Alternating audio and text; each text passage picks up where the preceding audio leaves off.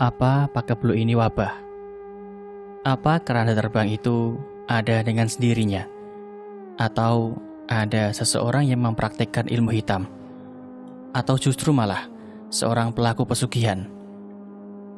Tahun 2012 sampai 2013, di Desa Kunyit, banyak warga yang melihat penampakan keranda terbang.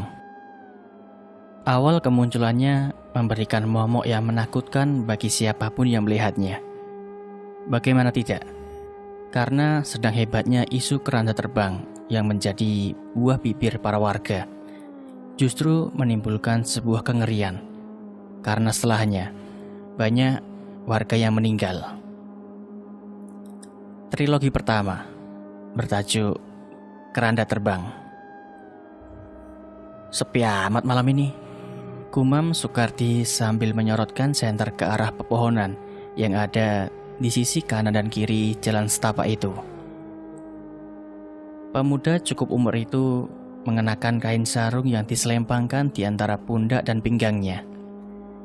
Sandal jepit sebagai alas. Sesekali membuat bebunyian dikala menyepak dedaunan kering.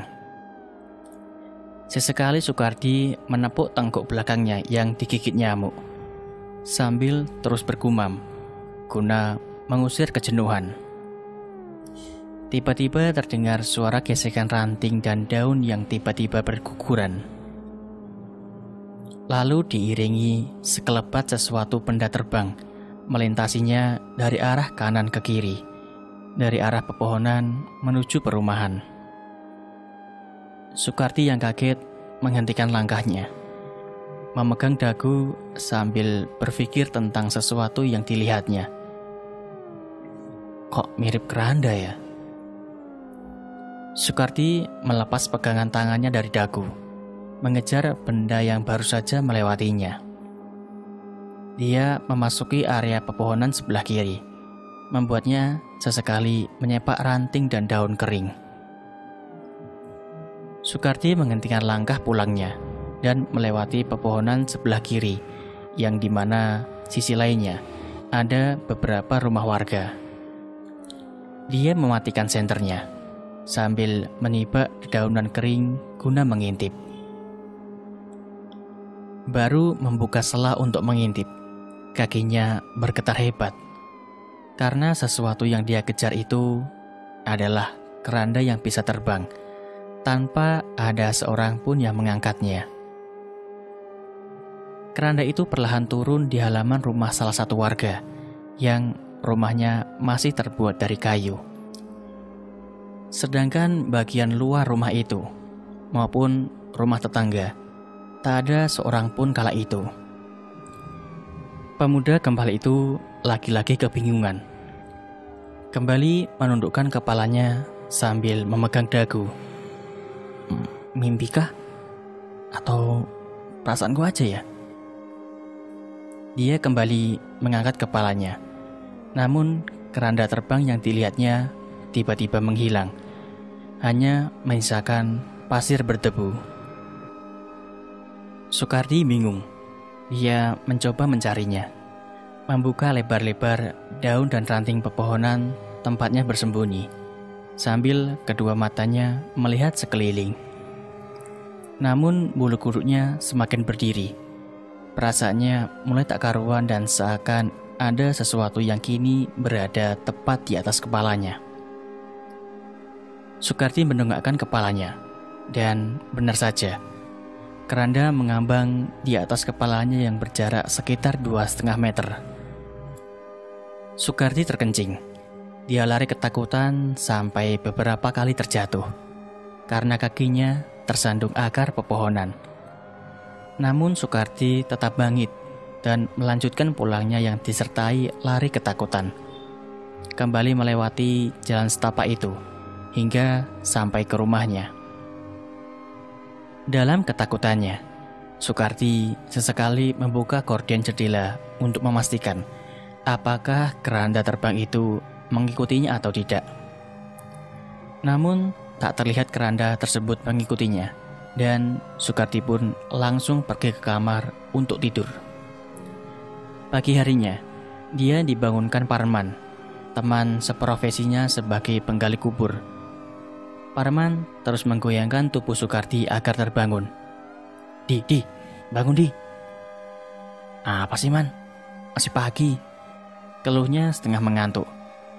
Bangun. Hari ini banyak proyek, ucap Parman.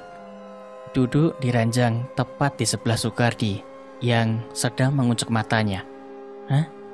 Maksudmu? Tanya Soekardi. Tidur kayak kerbau. Gak dengar musola ngumumin hari ini ada yang meninggal sampai 3 orang. Lanjutnya menceritakan. Hah? Yang bener? Tanya Soekardi lagi.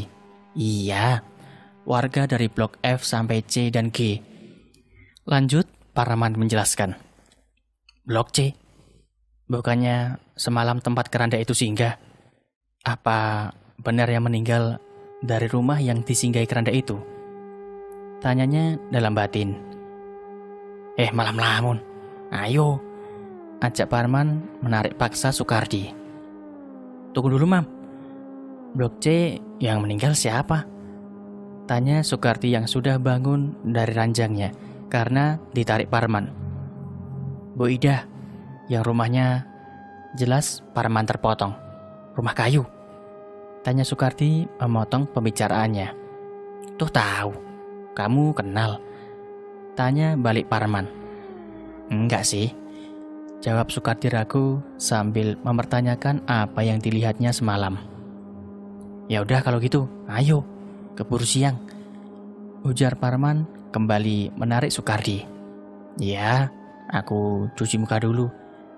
Terang Soekardi melepas pegangan tangan Parman. Surup kembali datang. Burung walet berterbangan dengan kicauan. Para warga mulai masuk ke dalam rumah hingga azan maghrib berkumandang. Dan malam pun tiba, sampai lewat tengah malam. Kali ini giliran Cipto yang melihat penampakan keranda terbang. Cipto yang habis ngumpul sama teman-temannya berjalan pulang dari blok A ke blok F dengan jalan sempoyongan. Habis mengadakan pesta miras karena salah satu temannya baru pulang dari negeri seberang. Cipto sesekali bernyanyi untuk membuang rasa jenuhnya. Namun dia harus terhenti di tepi jalan kala ingin buang air kecil. Cipto buang air kecil di pohon besar yang berada di pinggir jalan. Lalu berembuslah angin dingin yang meniup tengkuknya, membuat Cipto mengelus tengkuk dan seketika merinding. Terdengar suara dedaunan saling bertabrakan. Ranting-ranting bergesekan membuat suara dencitan. Lalu secara tiba-tiba sesuatu melintas di atas kepalanya, membuat Cipto melihat ke atas dan kepalanya mengikuti terbangnya benda tersebut. Keranda? Siapa yang bawa keranda tengah malam begini? Gumamnya sambil menutup resetting celana. Mabuk aku. Masa iya keranda terbang? Lanjutnya diiringi dengan tawa. Cipto melanjutkan pulangnya menuju blok F. Namun sampai di penghujung jalan, dia berhenti sambil mendekatkan diri ke salah satu pohon besar yang ada di pinggir jalan. Cipto melihat keranda itu mengapung di atas rumah tetangganya yang berkisaran 3 rumah.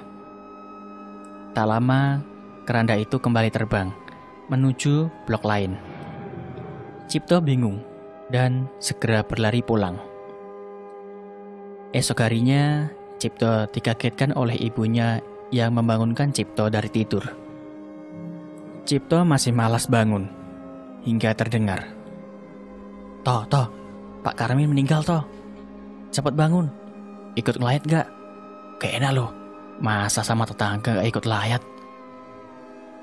Cipto kaget, langsung duduk di atas ranjang, memandang sang ibu yang menitihkan air matanya. Ini pasti ada hubungannya dengan keranda terbang semalam, Bu, ucap Cipto. Keranda terbang? Mabuk kamu. Udah, sana mandi. Habis itu siap-siap. Ibu duluan ya, ujar sang ibu meninggalkan kamar Cipto. Singkatnya, Cipto ikut melayat. Namun saat sampai di area pemakaman, dia memilih berhenti dan hanya melihat prosesi pemakaman dari jauh. Merasa nggak enak sendiri, dia memilih mendekati tukang gali kubur yang tengah beristirahat di bawah pohon. Melihat kedatangan Cipto menjadi tanda tanya besar bagi tukang kubur itu. Melihatnya, ia mendekat dan tiba-tiba duduk di sebelah tukang gali kubur yang bertubuh agak gumpal. Mas, percaya atau enggak kalau aku bercerita? Tanya Cipto sambil duduk.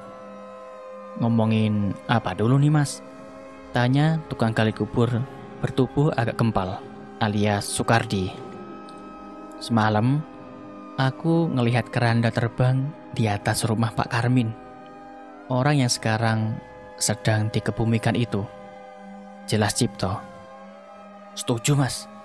Kemarin, aku juga ngelihat keranda terbang yang ngelintas di rumah seseorang. Dan paginya, orang itu meninggal.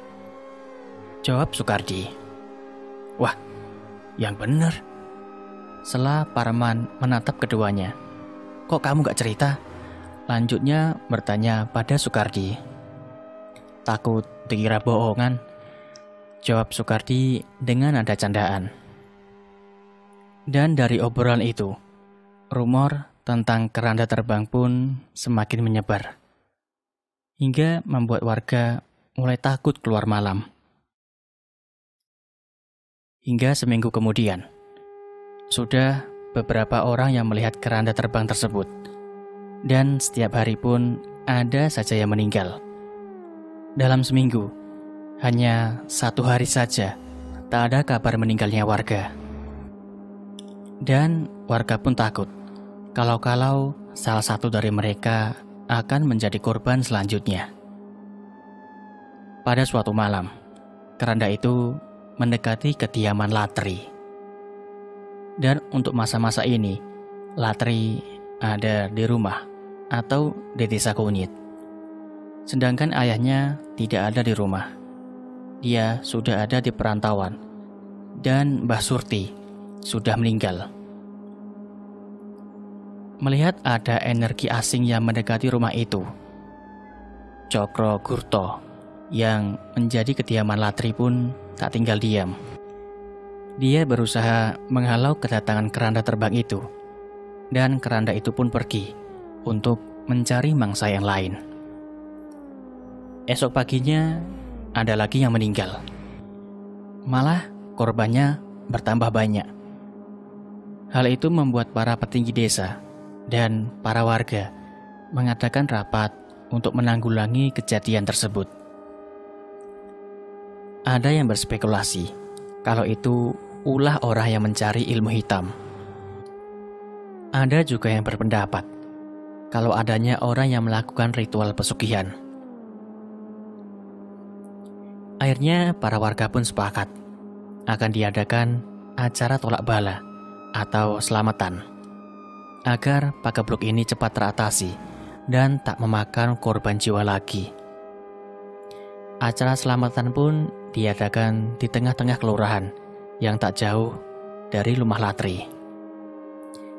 Dan alhamdulillah, setelah selesai mengadakan acara selamatan, teror keranda terbang pun tak ada lagi. Warga mulai beraktivitas seperti biasanya. Namun, ketenangan ini tak bisa bertahan lama. Karena setelah beberapa tahun kemudian, tepatnya setelah meninggalnya Bu Romlah, istri Juragan Bisman. Bu Romlah meninggal dalam keadaan hamil, dan Juragan Bisman sendiri adalah orang yang kaya raya, yang mempunyai dealer motor, dan mempunyai lahan tebu yang luasnya berhektar-hektar. Dan dari sini, cerita akan berlanjut ke bagian berikutnya, yaitu pesugihan pocong merah.